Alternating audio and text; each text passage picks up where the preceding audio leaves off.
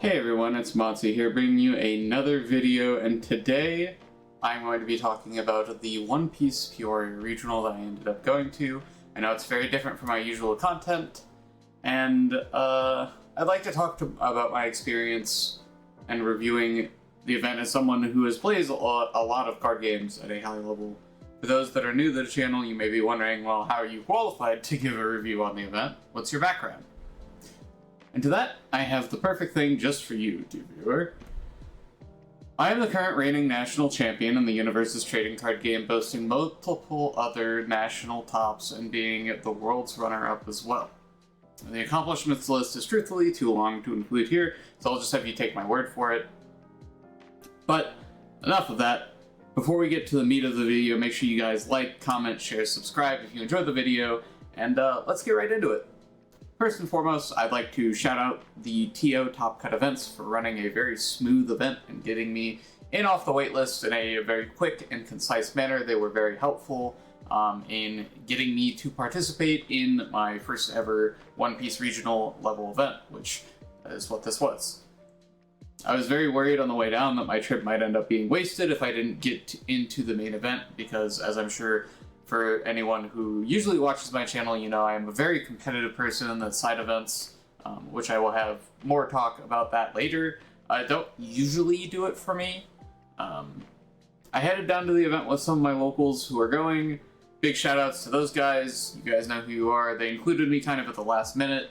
It's roughly a 6-hour drive from Nebraska, where I live, to Peoria, where the event was happening, and I was stressing for half the time about getting into the event. But we made it. So I digress. We got to the hotel and did some playtesting, and I ended up deciding on Blue Dofi as my deck of choice. To contextualize it a bit, I seldom actually play One Piece and have taken multiple hiatuses during times where I did not get the vibe, basically.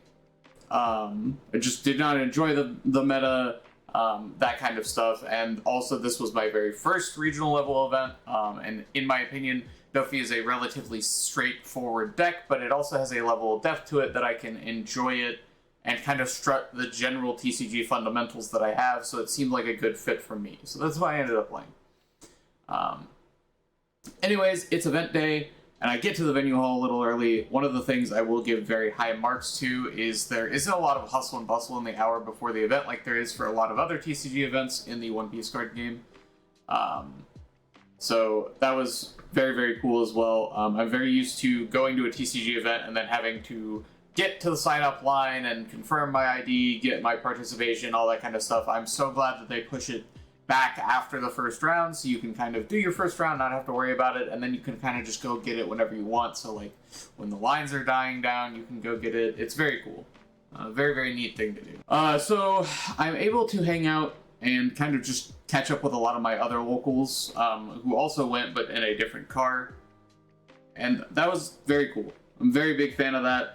I like not having to stress a lot about the event itself before it actually happens. Like, I kind of just want to go in, play the game, not have to worry about it. My round one was against Blackbeard, which is a good matchup for Dofi, so I win that one and move on to the next match, which was also Blackbeard. We had the same result there.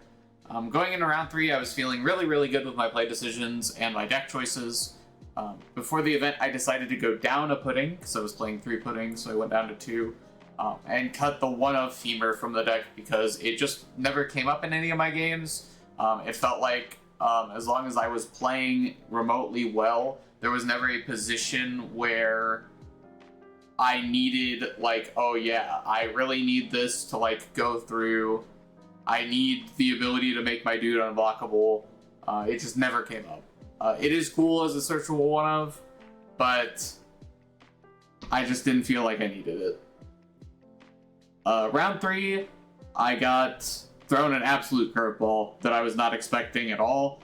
I ended up playing into Animal Marco, which, for those of you that don't know, is just unwinnable for Dofi. That matchup is actually so horrid.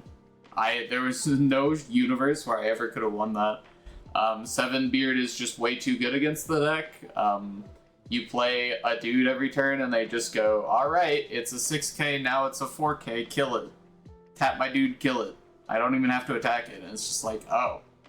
alright. And the end board of that game was 3 7 beards. And I'm like, well, I can't play against that. That is unfortunate. Round 4 was Red Sanji. I took the W there.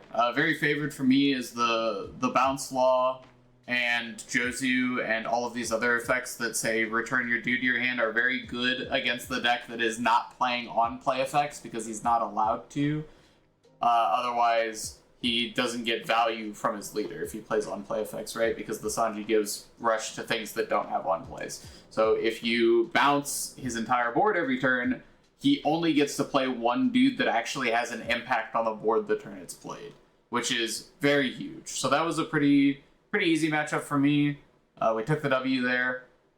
Round 5, I played an Anami, and they hit 3 life triggers, but I still ended up winning because Pudding is an unfair one-piece card. At one point, they had like 8 cards in their hand, and I just went, alright, well, you resolve 2 life triggers, shuffle your entire hand back. You now have to progress through 3 more cards from your deck with less peel-offs and like other things because you hit them off life. So like, we got that one. Round 6, I played into P. Luffy, and my opponent kind of ran into the typical Luffy problem where after a very long game, they bricked into Oblivion, just didn't have enough counter to counter out of basically anything, and so we ended up taking that one as well.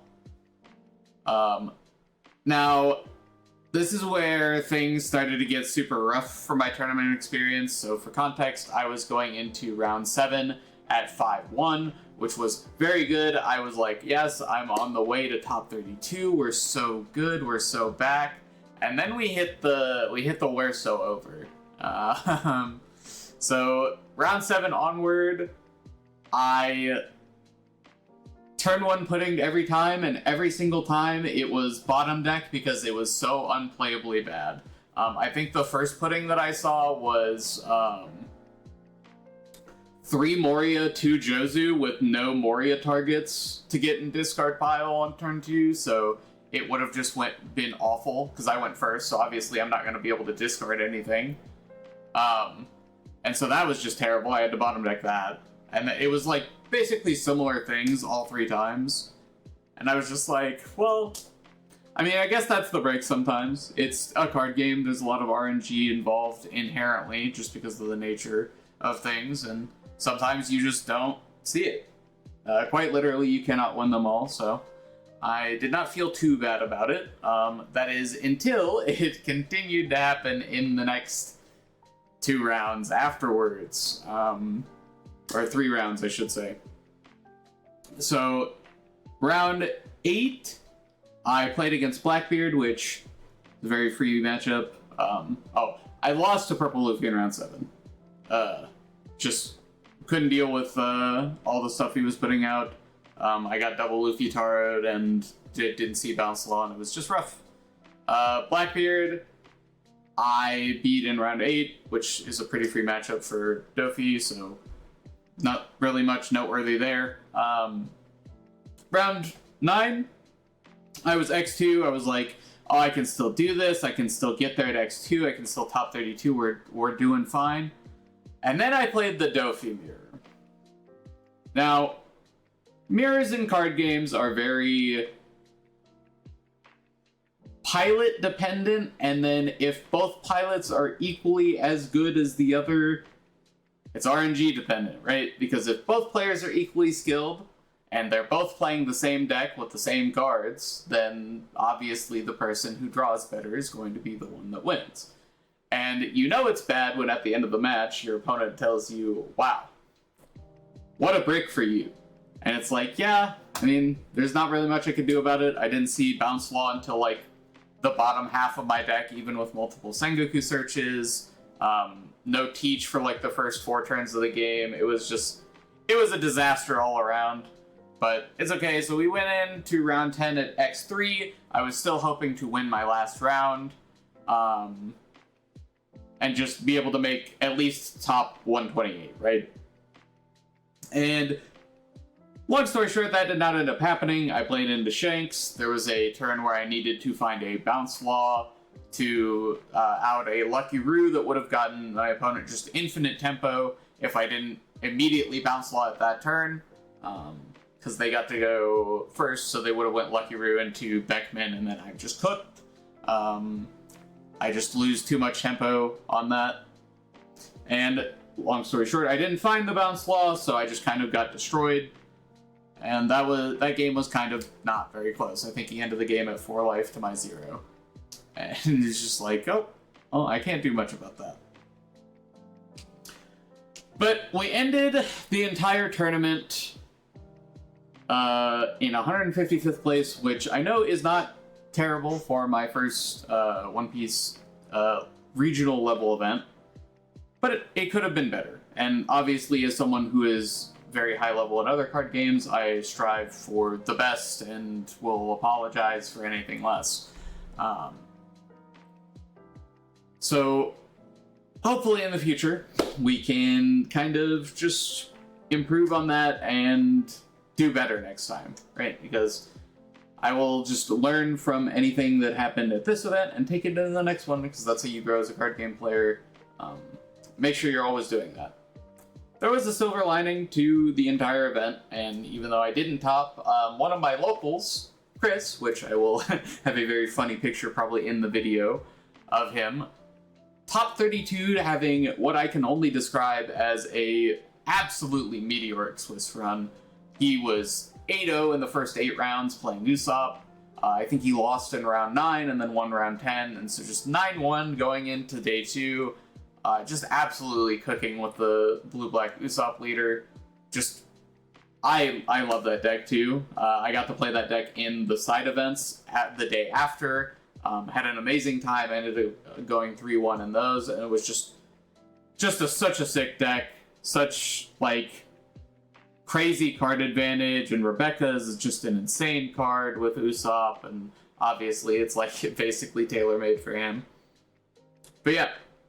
So huge shout outs to him. I hope to see more great things from him in the future. And yeah, overall, just huge shout outs yet again to Top Cut Events for running such a fantastic and well-oiled machine.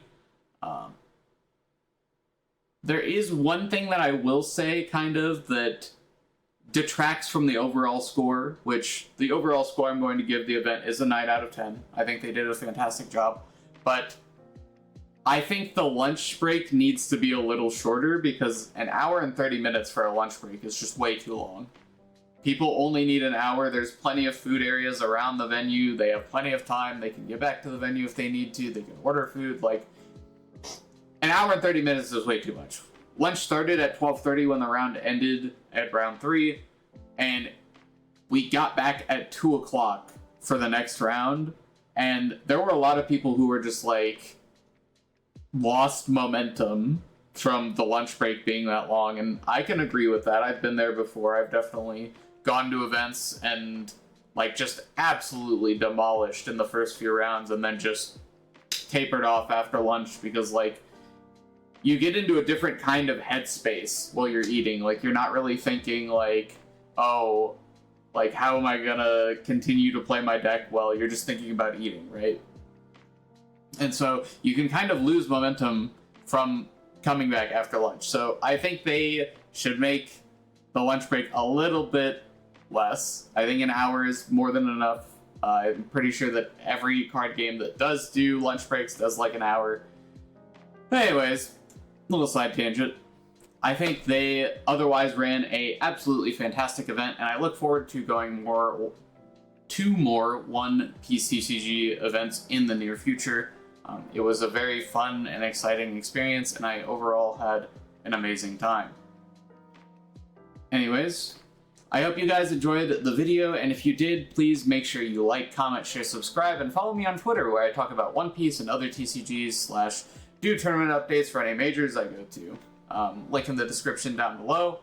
Make sure you guys go check out my coaching for Universes if you're interested in that game. I do it at the $40 level. Once a month, you get 2 hours, and I just kind of walk you through things, explain how to get better at the game, improvement processes, all that kind of stuff. Yeah. Link in the description for that as well. Make sure you guys have a wonderful rest of your day. This has been Travis, aka Matsu, signing out. What is up, Matsu Nation? Thank you for watching till the end of the video. If you enjoyed, like, comment, and subscribe. And check out all my socials and my Patreon. I hope you all have a wonderful day, and sayonara.